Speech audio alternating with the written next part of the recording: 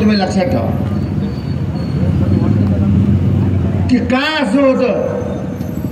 आज 30-35 दिवस आरोपी सापडत नाही आणि आपण रस्त्यावर बसून मोर्चे काढतो. ही अतिशय दुःखद घटना आहे.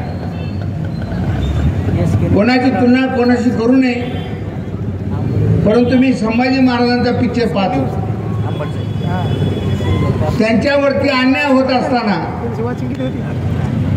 ते पाहणं अशक्य होऊन बसलं आणि त्या एका कारणाने मराठ्यांचं साम्राज्य मावळलं.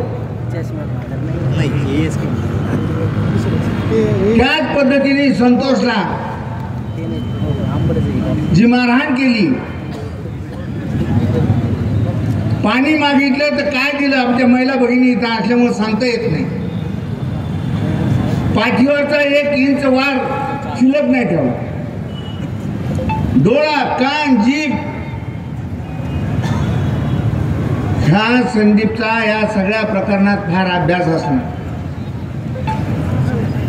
हा संदीप जर इकडे तिकडे हल्ला तर आपलं सर्वस्व डुबून जाईल. त्या याच्यातून ही संदीपची हत्या झालेली. त्याचं करणं, त्याचं रडणं, त्याचं ओरडणं, संतोष, हे सगळं हे कसं पाहायचं आणि जे तपास करते त्यांना का दिसत नाही. एवढा वेळ अहो सगळ्याला माहित असतं. इथं विलासखरात काय उठलं की तिकडे 10 प्रतिक्रिया येतं. आम्हाला माहिती आहे असं आहे. सगळ्या गोष्टी सगळ्याला माहीत असतात आणि माहीत असून सुद्धा त्याला इतका वेळ लागतो, ही खरी निंदनीय बाब आहे. आज 75 वर्ष झाले आम्हाला स्वतंत्र होऊन. आम्हाला न्याय काढण्यासाठी बीड झालेल्या घटनेमध्ये आम्हाला जालन्यामध्ये मोर्चा काढावा लागतो. ही आमची सगळ्यात मोठी शोकांतिका आहे.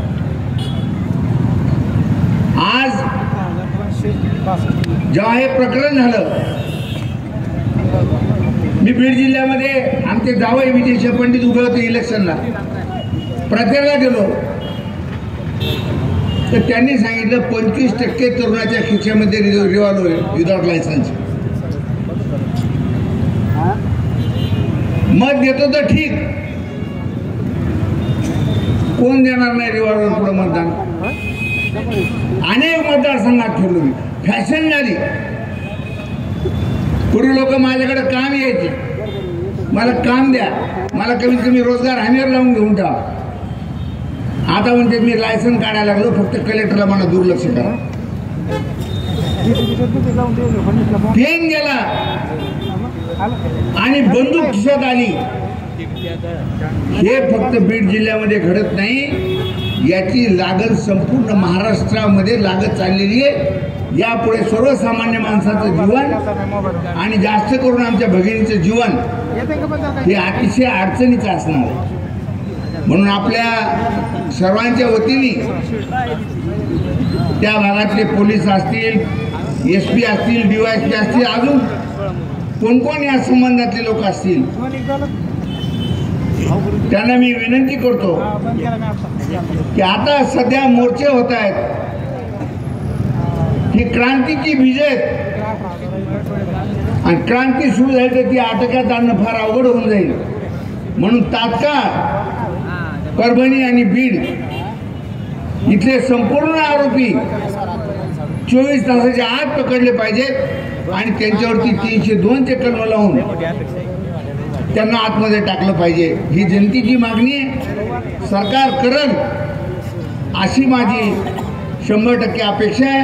सरकारने करावं एवढी विनंती करतो आणि या दोन्ही कुटुंबांना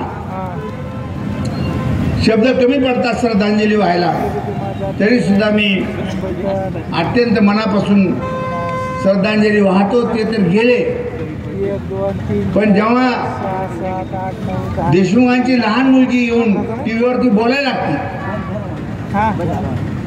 पाठिंबा जो असतो तो गेल्यावर काय होतं त्या मुलीकडे सुद्धा बघत नाही. आणि या कुटुंबांना ईश्वर शांती देव म्हणण्यापेक्षा शक्ती देव. अजून त्यांचा प्रवास याच्यातून चालू आहे, तो सुखकर व्हा, आनंदी व्हा आणि सरकारने त्यांना पाठीमागे वळून पाहावं लागणार नाही, एवढी मोठी मदत त्यांना करावी अशी सरकारला मी विनंती करतो. आणि या दोन्ही कुटुंबियांनी अत्यंत शांततेने ह्या सगळ्या प्रकरणाचा मुकाबला करा.